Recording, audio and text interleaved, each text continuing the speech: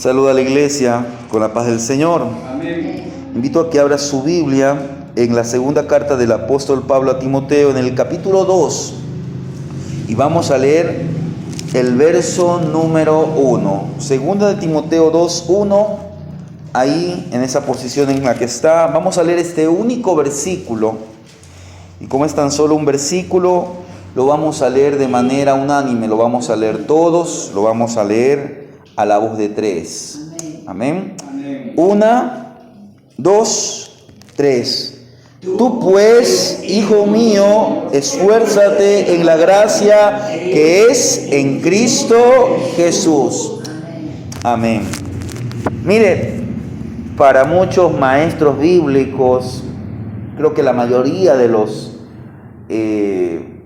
lectores de la Biblia, de los maestros bíblicos, de los pastores, concuerdan que tal vez la segunda carta de Timoteo, o la segunda carta a Timoteo, es la última carta del apóstol Pablo. Amén. Y si no es la última, fue tal vez la última que le escribió a su querido amigo, a su querido compañero, hermano en Cristo, Timoteo. Amén. Su hijo de la fe, como muchos le dicen, aunque no es que Pablo se lo ganó, sino que podemos decir que con Pablo él maduró, creció.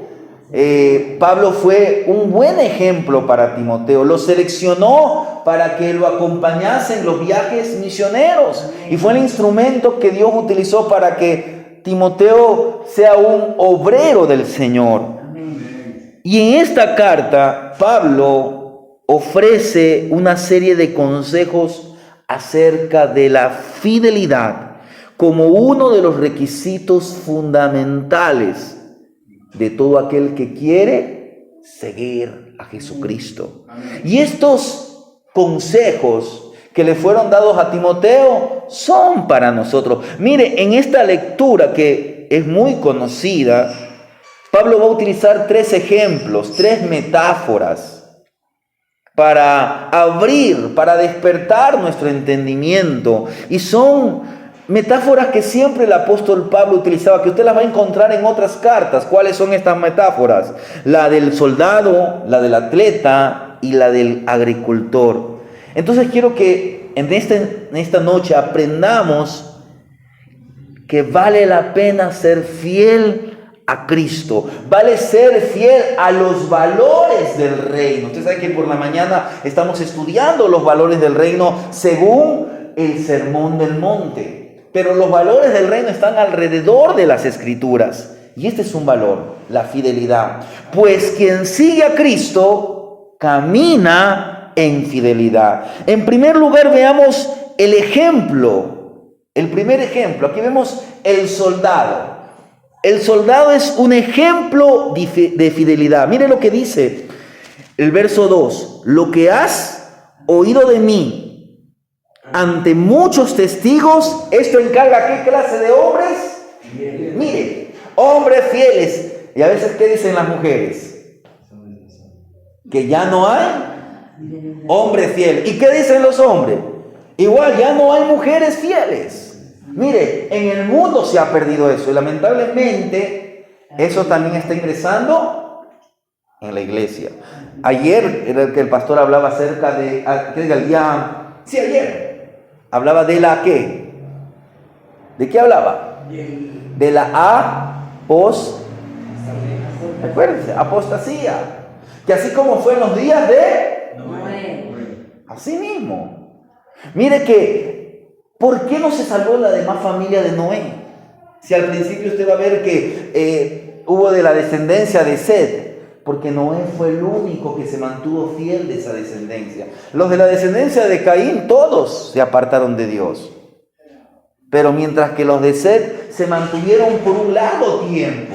Pero después, ¿qué pasó? Viendo los hijos de los hombres que las hijas de las mujeres eran hermosas, tomaron para sí mujeres. Y ahí comenzó a corromperse aquel linaje que se había consagrado para Dios, aquellos hijos de Dios. Usted cuando lee allá en Génesis capítulo 6, viendo los hijos de Dios, muchos entienden que son los ángeles. No, el castigo no fue para los ángeles. ¿Para quién fue el castigo? para la especie humana, para la raza humana. Dios no mandó un diluvio para los ángeles. Dios dijo toda carne. ¿Y los ángeles son carne? Son espíritu.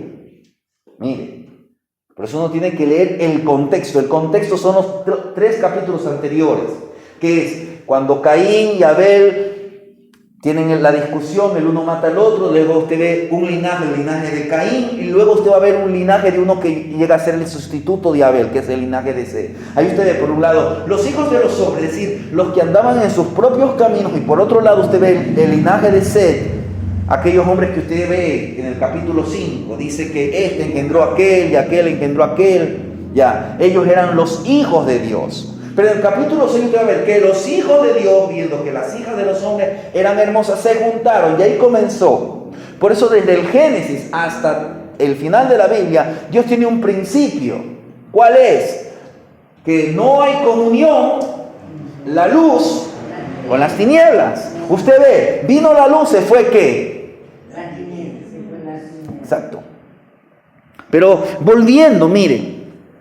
Pablo aquí va a presentar algo que es importante. La fidelidad es un principio. ¿Por qué Noé halló gracia? Porque le fue fiel a Dios. Porque le obedeció a Dios. Porque caminó con Dios. Y quien le sigue a Cristo camina con fidelidad. ¿Cómo andarán dos juntos? Si no estuvieren de acuerdo. Pablo anima a Timoteo a vivir en fidelidad, a vivir como quien, mire lo que dice, encarga a hombres fieles que sean idóneos para enseñar también a otros. Y ahí le dice en el verso siguiente, verso 3, tú pues sufre penalidades como mal soldado. ¿Como buen soldado de quién? De Jesucristo, porque ninguno que milita se enrede en los negocios de la vida a fin de agradar a aquel que lo tomó por soldado. Mire, en los días de Pablo, en la sociedad de Pablo, el ejemplo militar era un ejemplo claro. ¿Por qué? Porque era de mucho valor el que se involucraba en el servicio militar, porque él estaba dispuesto a dar su vida por el Imperio Romano. Y recuérdense que era el Imperio Romano. El Imperio Romano había conquistado Europa, la mayoría de Europa, había entrado por Asia, se había ingresado en África, era el imperio poderoso de aquellos días. Entonces es como la gente en Estados Unidos dice, yo sirvo al ejército de las Fuerzas Armadas Americanas. Y ellos se sienten orgullosos. O yo pertenezco al ejército de la OTAN. Y así. Pues era algo honorable. Porque ellos estaban dispuestos a luchar por su tierra. Estaban dispuestos a dar su vida por el imperio. Entonces eran hombres honorables supuestamente. Y Pablo entonces, ¿qué hace? Construye esta analogía, esta metáfora, este ejemplo. Y le dice a Timoteo que de la misma manera que un soldado no puede estar en la guerra pensando en otra cosa. El que esté en la guerra no está diciendo, ay, y ahora las vacas, el campo. ¿Por qué? ¿Qué pasa si se pone a hacer eso? El enemigo lo va a matar. En estos días hemos hablado, el pastor Héctor y el que les habla, hemos hablado de cuando Gedeón iba con aquellos hombres y Dios le dice, es mucho el pueblo, y Dios lo lleva al pueblo a las aguas y le dice, mira, aquellos que beban de esta manera los vas a separar. Y se entiende cuando usted lee ese capítulo, usted va a leer que aquellos hombres que cogían con su mano el agua y se la llevaban a la boca, eran aquellos que el Señor seleccionó como parte de los 300. ¿Por qué? Porque estos estaban despiertos. Sabían que estaban en tiempo de guerra. Entonces, no podían, voy a dejar por aquí las armas y me voy a lanzar a las aguas. No, porque el enemigo podía presentarse. Y si él estaba desarmado, iba a ser blanco del enemigo. Asimismo, ¿qué dice el apóstol Pablo? Tomando el ejemplo del soldado. Por eso le digo estos ejemplos, Pablo siempre los utiliza. Dice, está pues firmes Dice, pero puestos todo, eso está en la carta a los Efesios, puesto que toda la armadura. Por eso les digo, Pablo no solamente habla en esta carta, es alrededor de las cartas de él que él habla acerca del soldado. Por eso si usted quiere algún momento hacer un estudio personal, usted busque todas las referencias que Pablo hace acerca de los soldados. Todas las referencias que Pablo hace, ya mismo vamos a hablar del atleta, porque es el segundo ejemplo. Pero mire lo que dice Santiago 4.8 y Santiago 1.8. El que encuentre de lectura para avanzar. 4.8 dice, acercaos a Dios y Él se acercará a vosotros. Ya, ¿y qué dice el verso? Pecadores, limpiad las manos y vosotros los de doble ánimo, purificad vuestro corazón. ¿Cuál verso? 1.8. 1.8. Dice, el hombre de doble ánimo es inconstante en todo su camino. Mire, ¿qué es lo que nos está presentando Santiago tanto en estos dos versículos? ¿Qué tiene que ver esto con el soldado? Que uno no puede estar con su mente aquí y su mente acá. Yo no puedo estar aquí en el templo, usted puede estar aquí en el templo, pero si usted está, y mañana, los afanes del día de mañana, los afanes o los errores del pasado, eso no le va a permitir disfrutar, no le va a permitir que usted reciba el consejo de Dios para su vida. Usted sabe que estamos en una guerra espiritual, entonces usted tiene que buscar que su mente esté enfocada en Cristo, como dice el escritor a los Hebreos, puesto los ojos en Jesús. No significa que a usted no le va a importar las demás cosas, pero su objetivo, nuestra mente tiene que estar puesta en las cosas celestiales, en el reino de los cielos. Para que todo le vaya bien, su objetivo, su mente tiene que estar centrada en el reino de los cielos. Porque si no va a tener un corazón inestable. Vamos a ser hombres de doble ánimo. Y eso es algo que la palabra lo enseña. Mire lo que dice Lucas 16:13. ¿Qué nos dice allí? Que es imposible servir a dos señores. Mire, vaya, lea Lucas 16:13.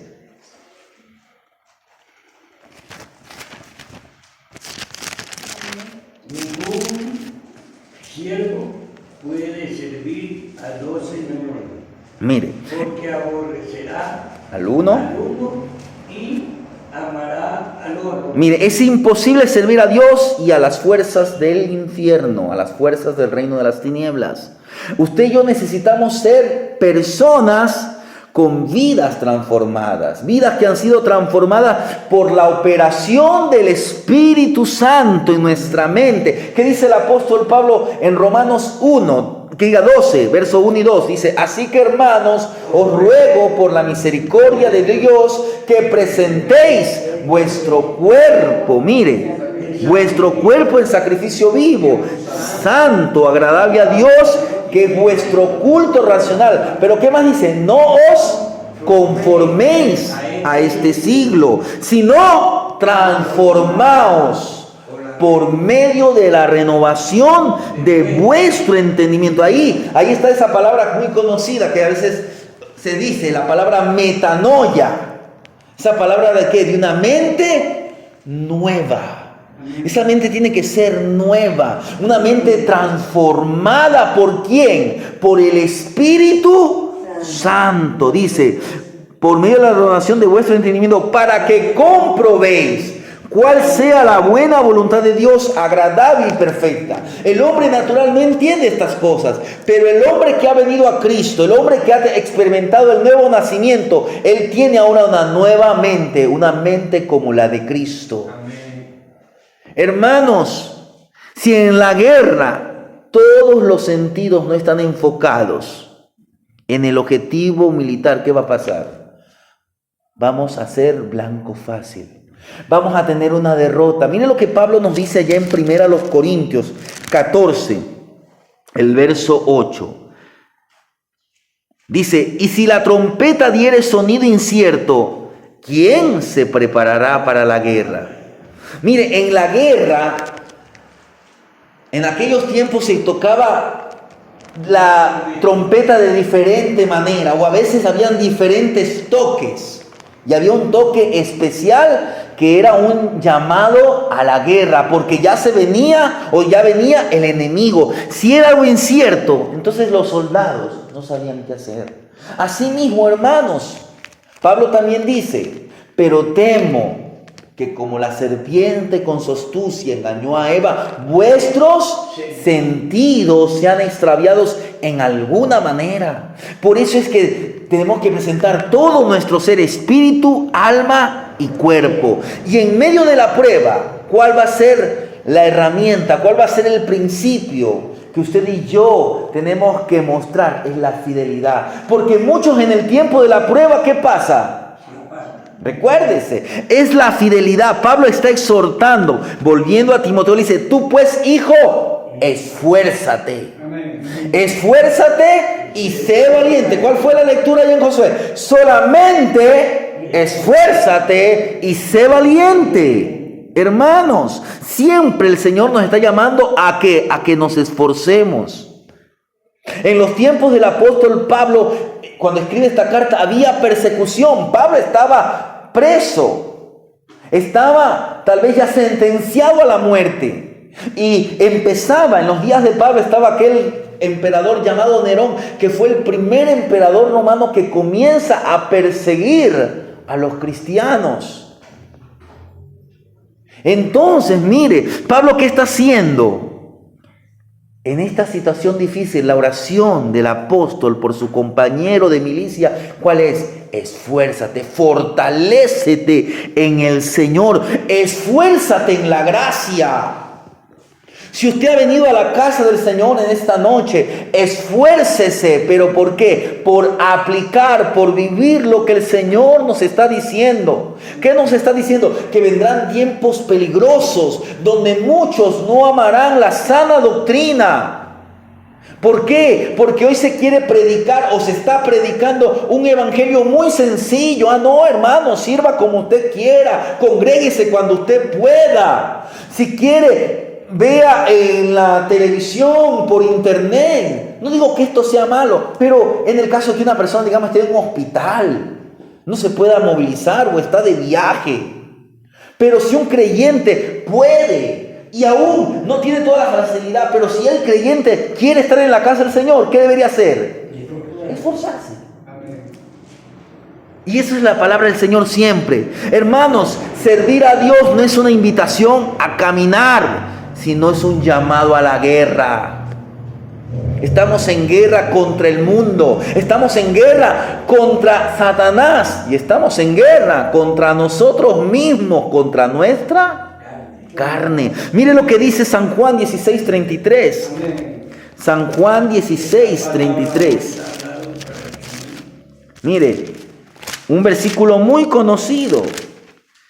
Estas cosas os he hablado para que en mí tengáis paz. En el mundo tendréis aflicción, pero confiad, yo he vencido al mundo. Esta guerra en la que estamos, también la caminó el Señor. Y quiero decirle que el Señor es el comandante, es el primero en la línea de los ejércitos celestiales. Hay un cántico, no sé si todavía se lo sigue cantando, pero no es tan antiguo ni tan moderno, pero dice: el Señor marchando va y su ejército poderoso está y su gloria se verá en todo lugar. Y luego dice: en mi vida capitán es Cristo. Hermanos, ¿por qué tenemos que vivir con fidelidad? Porque el vivir con fidelidad le agrada al Señor. Mire lo que dice Efesios 6:12. Efesios 6:12. Tiene que ver con lo que estamos hablando. Es la armadura. Porque no tenemos. Mire. Lea. Lea. El que entiende, lea. Porque no tenemos. Porque no tenemos lucha contra sangre y carne, sino contra principados, contra potestades, contra los gobernadores de las tinieblas de este siglo, contra huestes espirituales de maldad en las regiones celestes. Mire, La metáfora del soldado apunta a la fidelidad, porque si el general le dice, usted tiene que ir a la frontera, ahí donde esté el enemigo. Mire, recuérdese a un hombre llamado Urias. Urias era fiel, le daba una carta. A veces por ahí a alguien le quedó abierto el celular y ya estamos viendo, y ya entramos al WhatsApp, y ya entramos al Messenger y le comenzamos a ver el historial, ya mejor dicho. En ese tiempo le dieron un papelito, y él va llevando. ¿Sabe lo que decía en ese papel? Ponga a Urias en el frente de la guerra. Y por falta decía, cuando viene el enemigo, que los demás se retraigan y ahí lo dejen solito a Urias. Llevaba la sentencia de su muerte. Pero ¿sabe qué? Urias dijo, no, esto es un mensaje no para mí, sino para el capitán Joab. Y ahí llegó. Y cuando Joab le dice, Urias, que tengo que ir al frente de la guerra, ¿qué cree que dijo Urias? Obedeció. Por eso cuando usted ve la lista de los 33, de los héroes, de los valientes de David, ahí está un hombre llamado Urias Eteo. Y Urias no era judío, era eteo, era hitita, era pagano, pero conoció al Dios de Israel y le sirvió. ¿Sabe? Él fue fiel. Entonces, por eso tenemos que aprender a ser nosotros fieles, hermanos. La guerra que libramos es contra el reino de las tinieblas, y derrotar al maligno es nuestra vocación como fieles soldados de Jesucristo. No debemos luchar en nuestras propias fuerzas, no debemos luchar por nuestros propios intereses, no debemos luchar en busca de nuestra gloria, en busca de nuestro honor. Todas nuestras batallas son al servicio del Señor, son para la gloria de Dios. Mire lo que nos dice el apóstol Pablo en 1 Corintios, capítulo 10, el verso 33. 1 Corintios 10, 33, dice así: como también yo en todas las cosas agrado a todos, no procurando mi propio beneficio, sino el de muchos, para que sean salvos. Y por eso es que el siguiente versículo Pablo dice, sed imitadores de mí, como yo de Cristo. ¿Pero por qué? Porque Pablo no buscaba su gloria, él buscaba la gloria de Cristo. Entonces él era un ejemplo de ¿qué? De fidelidad, hermanos. Pero el tiempo apremia y vamos al siguiente ejemplo. Mire lo que nos dice ya en 2 de Timoteo. Volvamos a 2 de Timoteo capítulo 2. Dice, y también el que lucha como atleta no es coronado, sino lucha legítimamente. Mire, aquí nos presenta otro ejemplo, el atleta. El verso 5. Sí, el que dice, también el que lucha como atleta no es coronado. 2 de Timoteo 2:5. Si no lucha legítimamente. Mire, no sé si usted escuchó en la década de los 90, hubo un gran ciclista, creo que era norteamericano. Ganó muchos premios, creo que hasta ganó el Tour de Francia. Y después de unos años se comenzó a hacer una investigación. Sí, era apellido Armstrong, Louis Armstrong creo que era, no me acuerdo, pero el apellido era Armstrong. Y se descubrió que este ciclista utilizaba medicamentos, esteroides y algunas cosas. Y él había hecho como decir un récord, pero más que eso, la forma como él engañaba, porque él se hacía las pruebas antidoping y siempre salía positivo, salía limpio, como se dice. Es que él ya tenía, como decir, sabía cómo engañar, tenía pruebas de sangre, todo listo para que cuando le pidan, él las daba. ¿Qué hizo la Federación Internacional del Ciclismo? Todos los premios le quitaron. Dice aquí la Biblia, y también el que lucha como atleta no es coronado, sino lucha. por aquí quiero que primeramente veamos la dedicación del deportista, la dedicación del atleta. Y aquí hablo de todos. Mire, usted sabe que todos los deportistas tienen que tener una dedicación, tienen que tener un ritmo de vida diferente. Pablo, ¿qué hace? Compara la trayectoria de un atleta con la vida cristiana. La carrera de la fe es como la carrera de un atleta. Y siempre decimos que no es una carrera de corta distancia, es una carrera de larga distancia. No es de velocidad, es de resistencia. Mire lo que dice el apóstol Pablo en 2 de Timoteo. Ya leímos 2 de Timoteo 5, pero mire lo que dice allá en 1 Corintios 9:24. 1 Corintios 9:24. ¿No sabéis que los que corren en el estadio, todos a la verdad corren, pero uno solo se lleva el premio? Mire, aquí Pablo nos presenta que tenemos que ser atletas, pero de una categoría, de un nivel olímpico. Mire, Pablo aquí nos va a decir, mire, corran para ganar. No corran solamente por correr, corran con un objetivo. Ahora quiero decir que todos los que corren y llegan a la meta en la vida cristiana, todos van a ser coronados. Pero nuestro objetivo no tiene que ser solamente correr, nuestro objetivo tiene que ser terminar la carrera. Por eso Pablo, en esta misma carta a Timoteo, ¿qué le dice al final? Mire, Pablo dice, he peleado la buena batalla, he acabado la carrera. En otras palabras, yo terminé la carrera. A mí todavía estaba con vida, pero Pablo ya sabía que la había terminado. ¿Por qué? Porque él estaba dispuesto ¿a qué? A morir. Estaba dispuesto a morir.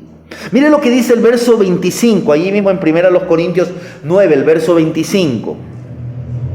Todo aquel que lucha, de todo se abstiene, ellos a la verdad para recibir una corona corruptible, pero nosotros una incorruptible. Mire, para alcanzar metas tanto humanas como espirituales, debemos aprender ¿a qué? A tener dominio propio. De todo que se abstiene. Y eso me recuerda a un hombre llamado Daniel. Daniel propuso en su corazón que abstenerse, no contaminarse con la comida y el vino del rey. Mire, en este mundo donde tantas cosas que se nos ofrecen, oiga, tantas cosas que se ofrecen. ¿Y qué nos dice la palabra del Señor? Que el que lucha de todo se abstiene. Mire, y eso se habla de dominio propio. Por eso una de las características del fruto del Espíritu es el dominio propio. ¿Y qué dice el verso 26 allá mismo en 1 Corintios 9? Yo de esta manera corro, no como en la aventura, de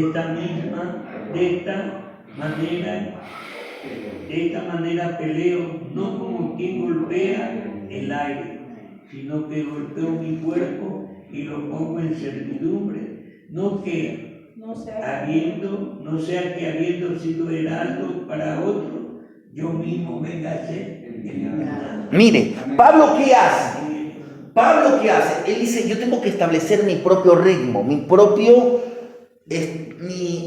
metas, mis objetivos. Yo no voy a... Mi entrenamiento, exacto, esa es la palabra correcta.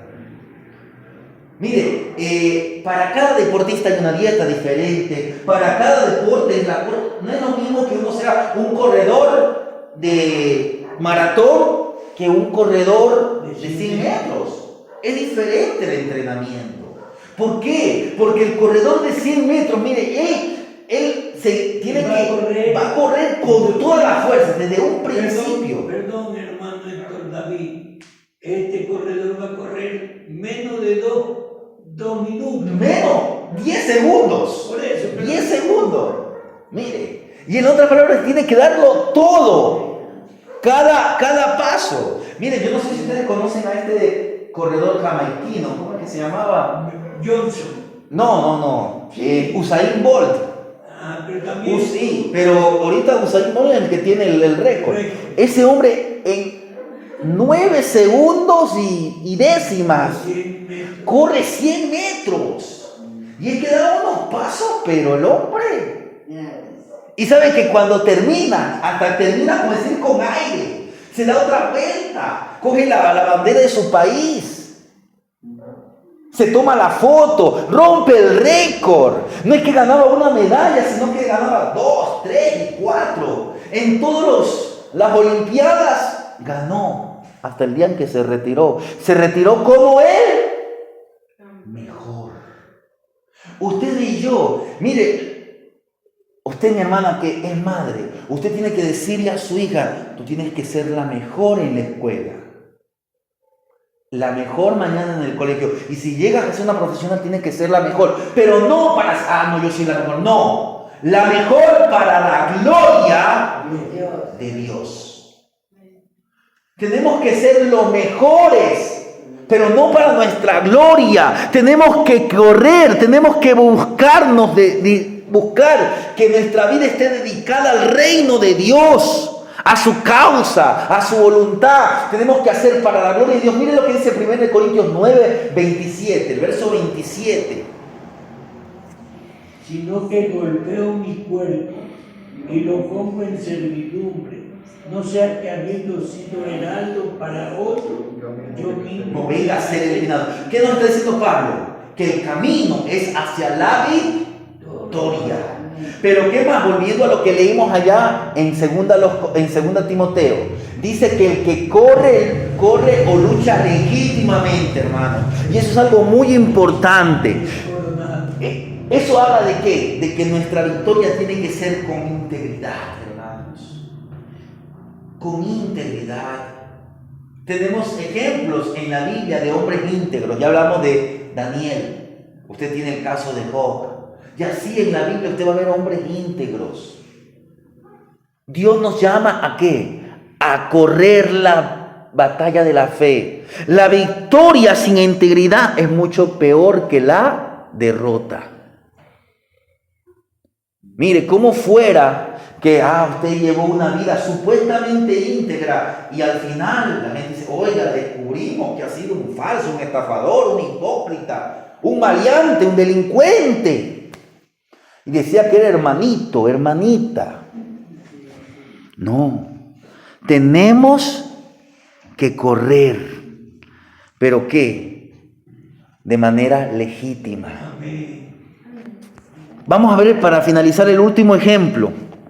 Mire, y como le decía, en casa, dése la tarea, busque todos los versículos donde Pablo habla acerca de atletas, deportistas, luchadores, todo lo que tenga que ver con la rama del deporte, y usted va a aprender un poquito más de lo que estamos viendo aquí. Pero por último, Pablo ahora presenta el ejemplo del labrador, del agricultor. Dice, el labrador, para participar de los frutos debe ¿qué?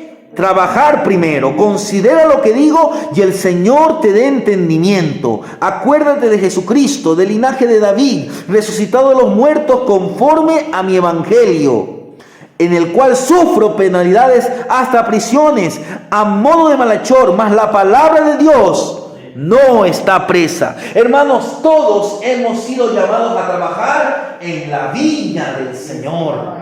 Recuérdese la parábola del sembrador. Ese sembrador era Jesús, pero ahora Él nos dijo, id por todo el mundo y predicar el evangelio a toda criatura. Hermanos, la vida de Cristo es maravillosa y la vida en Cristo es maravillosa. Si usted analiza la vida de Cristo, usted va a ver una vida maravillosa. Y si usted quiere vivir una vida como la vida de Cristo, viva junto a Cristo. Recuérdese que hace un tiempo atrás estuvimos estudiando, unidos con Cristo, viviendo con Cristo, muertos con Cristo, resucitados con Cristo, andando con Cristo, sentados en lugares celestiales con Cristo. Mire, esa es la vida en Cristo. La vida que vamos a tener es vida eterna por los siglos de los siglos junto a Cristo. Por eso es que al final vimos que reinaremos con Cristo. Pero el agricultor también se destaca. ¿Por qué? Por la fidelidad. Porque, hermano, el trabajo de la agricultura, aquí tenemos a mi hermano Juan José, que sabe de agricultura. Esto implica trabajo, implica paciencia, implica un compromiso con el campo. Las personas tienen que darse a la tarea de estar allí. Hermanos, y el Señor se dedicó estrictamente a su misión. Miren lo que dice San Juan 15, el verso 17. San Juan 15, 17. Dice así: estos mando, mire, que os améis unos a otros. ¿Pero por qué dice esto? Porque mire lo que dice el versículo 15. Ya nos llamaré siervos, porque el siervo no sabe lo que hace su Señor. Mire, usted y yo somos siervos, pero el Señor dice: ya nos llamaré siervos. Pero usted y yo no dejamos de ser siervos por más que el Señor no nos llame siervos. Siempre somos siervos. Somos siervos en la viña del Señor. Entonces, como somos compañeros los unos de los otros, ¿qué tenemos que tener como característica? Que os améis los unos a los otros. Pablo amaba. Por eso es que Pablo dice que él era, cuando habla acerca de Apolos, de Cefas, todos somos colaboradores, todos somos compañeros, todos trabajamos por una misma causa, hermano. Y mire lo que nos dice aquí mismo en San Juan. Ahora vamos al capítulo 5, mire. Y aquí nos presenta un ejemplo, verso 17, mire, porque estamos hablando del trabajo como un agricultor, mire. Y Jesús le respondió: mi Padre hasta ahora trabaja y yo trabajo. Mire, yo no sé si usted ha escuchado, a veces yo he escuchado de estos pastores que tienen 40, 50, 60 años de ministerio y dicen: los pastores no nos jubilamos. Y ellos ya tienen 80, 90 años. Y no se jubilan. A veces están hasta con problemas en su salud. Mire, el gran evangelista Billy Graham, hasta sus últimos días, trató de dar un mensaje para la iglesia del Señor. Amén. El gran evangelista Luis Palau, que tenía cáncer, hasta sus últimos años trató de dar un mensaje de aliento para el Señor. Asimismo, hermanos, destaquémonos por la fidelidad. Seamos fieles hasta la muerte. Seamos fieles. Usted y yo somos testigos. Somos testigos de Cristo. Somos verdaderos testigos del Señor. Muchos buscan un cristianismo a su manera. Un cristianismo que lo pueden desechar cuando ellos quieren y buscarse una... No, me salgo de esta iglesia y me voy a una iglesia que me predique como yo quiero. Que el pastor sea de esta manera. No, hermano. Cada ministro tiene su manera. Pero usted no busque un ministro a su manera. Usted busque a alguien que le predique la sana doctrina. Personas que se reconozcan como ¿qué? Como verdaderos creyentes. Como hombres que dan fruto. Hermanos, por nuestras propias fuerzas usted y yo no podemos servir a nadie.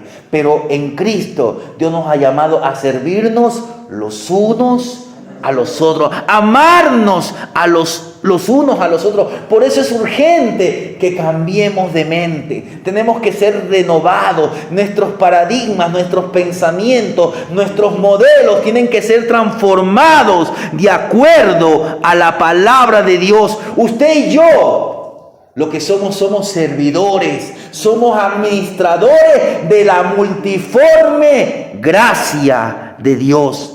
Porque el servir a Cristo es una labor de gran compromiso. Recuérdese, el Señor Jesús le decía: sígueme. Sí, Señor, te seguiré. Pero de esto, aquello. Oh, Señor, te seguiré. Las zorras tienen guaridas. No, esto es un compromiso. Hace un rato cantamos un himno: ya sea en el valle, donde el peligro esté, o en este lugar, igual yo lo seguiré, hermanos. Yo iré. Podemos decirlo de boca, pero esto tiene que ser un compromiso. Tenemos que tener esa disposición, ese deseo, ese anhelo por servir al Señor. Hermanos, vivimos tiempos difíciles. La sociedad es una sociedad materialista y la gente se está alejando de la fe, porque vivir por fe es un desafío. Sin embargo, no hay otra recomendación que podamos hacer a aquellos a que sueñan con ver un mundo diferente. Usted y yo tenemos que tener ese sueño, un mundo transformado por el poder del Evangelio, porque el poder del Evangelio es poder de Dios para salvación. Amén. Nosotros no podemos transformar la sociedad, pero hay un Cristo que sí transforma. Y por eso tenemos que predicar en tiempo y en fuera de tiempo. Tenemos que ser sembradores de la palabra. Yo planté, Apolo regó, pero el crecimiento lo da Dios. Si queremos cosechar un futuro diferente, el momento de plantar es ahora. Por donde vaya, ¿cuál fue el consejo de ayer? Predique la palabra, seamos pregoneros del Evangelio, pregoneros de la justicia de Dios, porque hermanos, lo que predicamos es el poder del reino de Dios. Por eso es que Pablo, mire cómo termina. Dice el verso 10, por tanto todo lo soporto por amor de los escogidos, para que ellos también obtengan la salvación que es en Cristo Jesús con gloria eterna. Y mire lo que dice los 3 últimos versículos de esta parte, hasta el verso 13. Palabra fiel es esta: si somos muertos con Él, también viviremos con Él. Si sufrimos, también reinaremos con Él. Escuche esto, porque esta es una advertencia. Si le negaremos, Él también nos negará. Por eso es que aquí se está hablando de que alguien puede rechazar la gracia. Alguien que es salvo puede despreciar la salvación. Porque muchos dicen, no, salvo siempre salvo. ¿Qué dice aquí? Si le negaremos, aquí está hablando de ¿qué? De un retroceso, de apostasía. No solamente de apartarse, sino de negar la fe por total. Si le negaremos, Él también nos negará. Pero mire lo que dice, aquí viene la seguridad. Si fuéramos infieles, es decir, si pecamos. Pero no es que dejamos de creer en Dios, no dejamos de creer en Jesús como nuestro Salvador. Si fuéramos infieles, Él permanece fiel. ¿Por qué? Una cosa es ser infiel, otra cosa es negar. Una cosa es que yo me deslicé, otra cosa es que yo ya no quiero saber nada de Cristo, nada del Evangelio. Ahora, no le estoy diciendo que esto es licencia para pecar, no. Porque ¿cómo es que un cristiano llega a ese punto de que niega a Cristo? Con el primer paso, la infidelidad. Por eso la palabra es fiel. El mensaje aquí, los ejemplos que Pablo nos ha dado del soldado, del atleta, del agricultor, es que seamos fieles. Por eso Pablo dice, si fuéramos infieles, Él permanece fiel. Él no puede negarse a sí mismo. Nuestro modelo no es ni Pablo, no es ni Pedro, no es ni Apolos, no es ni los hombres del Antiguo Testamento, ni los hombres del Nuevo Testamento, los grandes predicadores, ni los grandes predicadores de este tiempo. Nuestro modelo es Jesucristo, autor y consumador de la fe. No trabajamos por un premio, pero quiero decirle que el Dios Altísimo nos recompensará con dones celestiales. Dios es bueno. Dios dice que tiene coronas para los que le aman.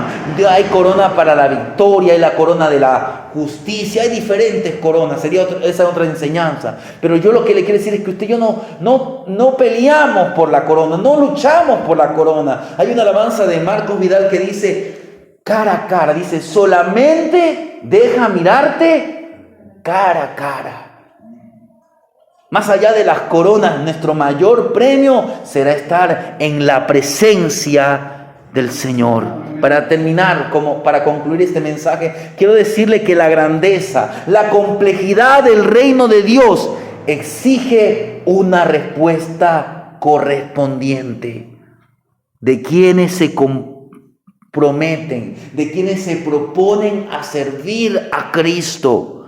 Necesitamos la atención de un soldado en la guerra. Tenemos que estar atentos, firmes, despiertos, vigilantes. Tenemos que también tener el honor de un atleta, integridad ante todo, hermanos. Y tenemos que tener ese mérito de un granjero que con paciencia prepara la semilla, cuida la semilla, está allí, sea que llueve, sea que ese sol, busca la manera de que el campo sea fértil. Tenemos que ser dedicados, tenemos que ser ejemplos para los demás. Hermanos, tenemos que ser verdaderos creyentes, creyentes que demostremos en este tiempo donde faltan los valores que nosotros poseemos, los valores del reino de los cielos, porque usted y yo hemos sido llamados a un servicio íntegro, fiel, sincero. Y recuérdese que quien sigue a Cristo camina en fidelidad. Amén.